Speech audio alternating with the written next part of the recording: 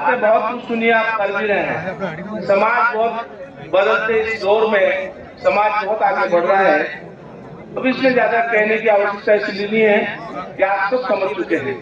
राजनीति की बात करते हैं, हर व्यक्ति को लगता है कि ये बढ़िया काम है राजनीति का और इसमें करना चाहिए। इसमें कोई ना तो पैसा लगता ना काटी बात, कुछ भी नहीं चाहिए, राजनीति करो। काय में आजकल नेता बन के मुझे तो मेरा आपसे निवेदन है कि नेतागिरी का काम तो बहुत अच्छा है, लेकिन हमारी समाज व्यवसाय में आगे बढ़ रही कि नहीं बढ़ रही। हम व्यवसाय में आगे बढ़ने का काम करने के लिए कर रहे हैं। पढ़ने में हमने प्रतिस्पर्धा की, हम अन्य समाजों से आगे बढ़ रहे हैं, हम अन्य समाजों को चुनौती दे रहे हैं। मेरा आपसे निवेदन है कि हम चाहें कि एक व्यक्ति का घर का बालक यदि कांस्टेबल बना हो तो हम कहें कि हमारा लड़का थानेदार बनेगा। यदि वो थानेदार की बात करता है तो हम उसको कहेंगे नहीं, मेरे लड़के को मैं एसपी बनाऊंगा, तो दूसरा कहे कि मैं सबके कलेक्टर बनाऊंगा। तो बात मजे की है। करना बहुत कुछ है, कहना बहुत कुछ है, लेकिन समझने की आवश्यकता है। इस बदलते दौर में समाज को आगे बढ़ाने के लिए हमारे पास बुद्धि है, विवेक है, क्षमता है। ये समाज शूरवीर है, लेकिन बंधुओं, हमारे समाज की ताकत का उपयोग, हमारे समाज के दिमाग का उपयोग अन्य समाजें कर रही है। आपको मैं एक छोटा उदाहरण देना चाहता हूँ। बोहरा समाज का कोई व्यक्ति कहीं भीख मांगते हुए नजर आएगा, वो किसी दूसरे की दुकान पर व्यापार करते हुए, नौकरी करते हुए नजर आया क्या?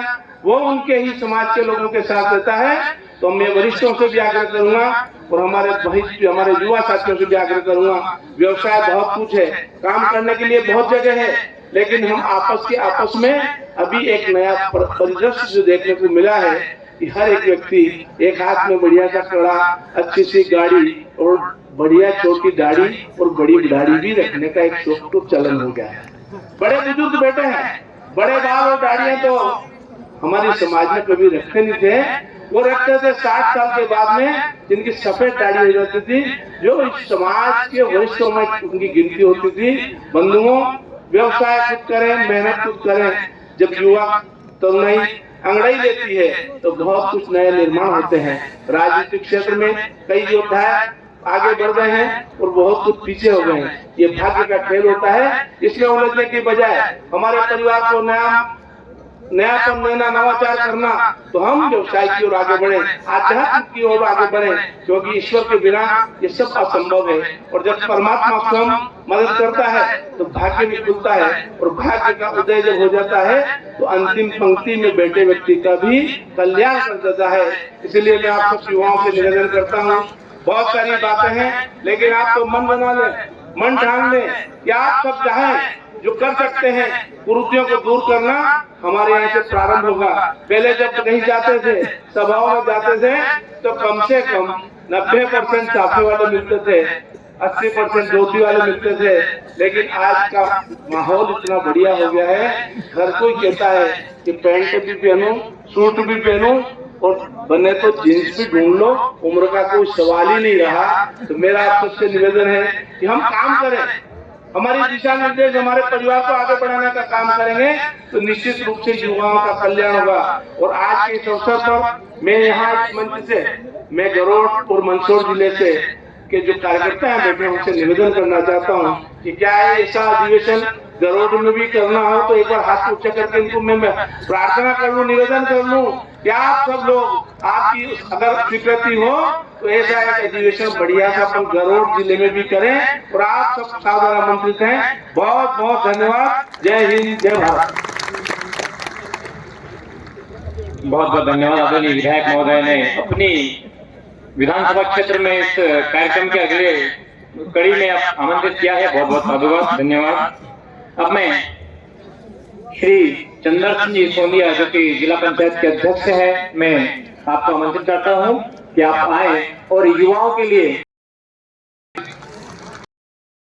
वर्ग से ही जो है नेतृत्व करते आ रहे हैं, तो युवाओं को अपना मार्गदर्शन प्रदान करें। आदरणीय चंद्रसिंह।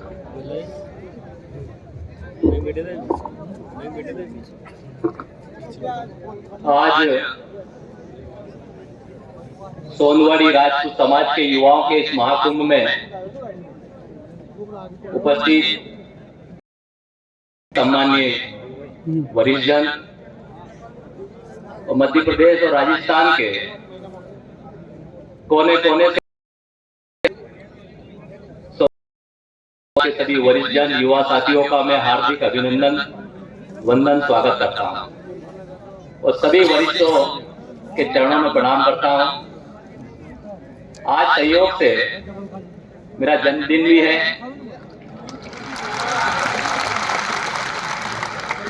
और भगवान की कृपा से ऐसा संयोग बना कि आज पूरा सोंदवाड़ के बीच में, मेरे परिवार के बीच में मुझे आप सबका दर्शन और आशीर्वाद आप सबको हाथ जोड़े और सभी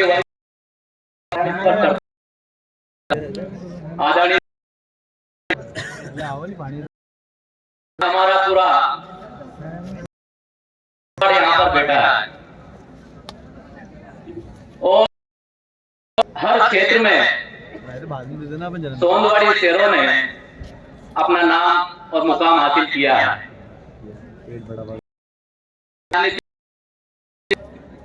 व्यापार का क्षेत्र हो,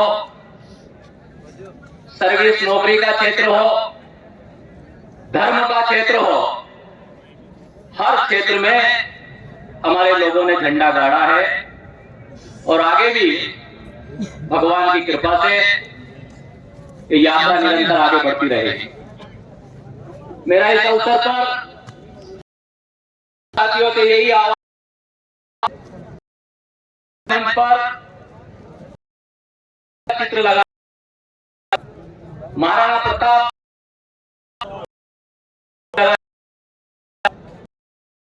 मानते हैं। बस हमें कोशिश ये करना है कि इनके बताए मार्ग पर, इनके दिखाए मार्ग पर हम लोग चलने का प्रयास करें। आजकल नौजवान साथी थोड़ी हार हो जाए, फेल हो जाए तो डिप्रेशन में आ जाते हैं, आत्महत्या कर लेते हैं, दुखी हो जाते हैं। भगवान राम स्वयं नारायण थे, उनको 14 साल का वनवास हुआ, हंसते हंसते अपने पत्नी के साथ जंगल में चले गए, उनको यातना झेलनी पड़ी। राक्षसों रावण तक मारने तक उनका चलता रहा क्रम। उनसे हमें सीख लेना चाहिए कि जब भगवान के ऊपर दुख आया तो उन्होंने कहा है हमें भगवान के बताए हुए मार्ग पर चलना, सच्चे रास्ते पर चले, धर्म के रास्ते पर चले, अत्याचार के खिलाफ होकर के खड़े रहे। ऐसी सीख हमें भगवान श्री राम से लेना चाहिए। महाराणा प्रताप किसी भी परिस्थिति अपने लक्ष्य की ओर आगे बढ़ते रहे। ऐसी शिक्षा प्रताप से हमें लेना चाहिए। घास की रोटी खाली पर घुटने नहीं दिए, स्वाभिमान से समझौता नहीं किया और आज पूजे जा रहे हैं। ये प्रार्थना है, समय कम है पर मैं यही कहूंगा कि हमारी होना चाहिए कि कबीरा जब मैं पैदा हुआ मैं रोया और जग हंसा, करनी ऐसी कर चलो मैं हंसू और जग। बहुत बहुत धन्यवाद। जय हिंद, जय भारत।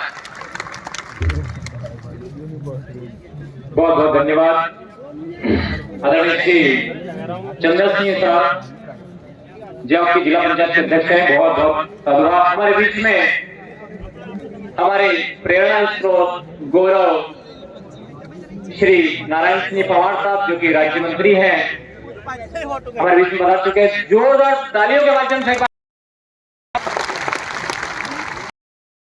तो गड़गड़ाहट नजर नहीं आ रही जो हमारे सर के लिए और हमारे सम्माननीय गौरव पुरुष के लिए सम्मान प्राप्त कर सके। हाथ ऊंचे करके एक बार जोरदार तालियां।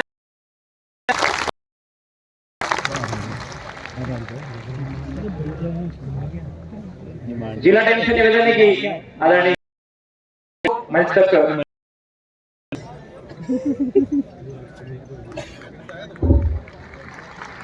जिला टीम से निवेदन है मंच के दाहिनी ओर जो मंच लगा हुआ है और बाईं ओर जो मंच से पानी की व्यवस्था करवा